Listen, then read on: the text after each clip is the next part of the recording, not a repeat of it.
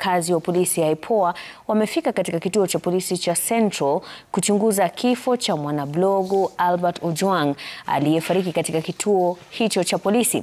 Inspekta Jenerali wa polisi Douglas Kanja anasubiriwa kutoa taarifa kuhusiana na mauaji ya kijana huyo. Francis Ode anaungana nasi mubashara kutoka huko na maelezo zaidi.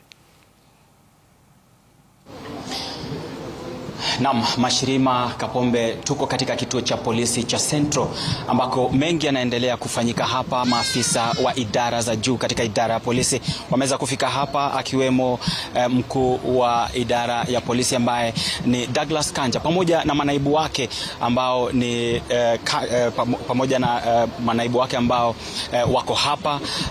Wameweza kufika kuweza kuhakikisha kwamba ni kipi ambacho kiliweza kufanyika wakati Albert ambaye ni Ojwang aliweza kufariki, na kuanzia hapa ndipo kuweza kufanya shughuli ambazo zinaendelea hapa. Kufikia sasa maafisa wa polisi wako hapa na wameweza kushika doria upande zote katika kituo hiki cha polisi, na upande wa mlango ambapo eneo hili la kituo cha polisi cha Central, maafisa wa polisi wameweza kuwekwa pale nje na ndani.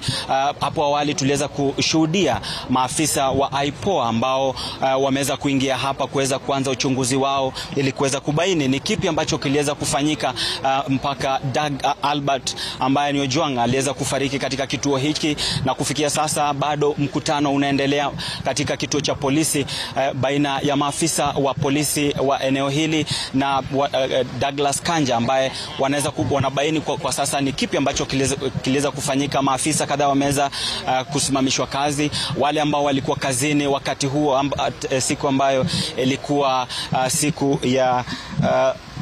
siku ambayo ilikuwa ya wale ambao walikuwa wanafanya kazi eneo hili.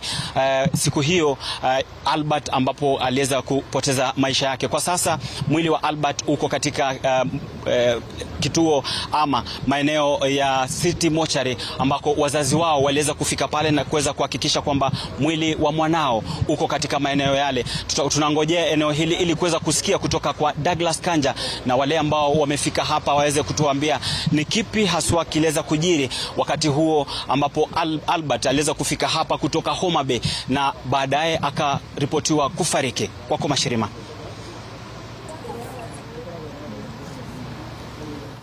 Na bila shaka tutakuwa tunazidi kusubiria maelezo zaidi kuhusiana na taarifa hiyo, lakini tukirejea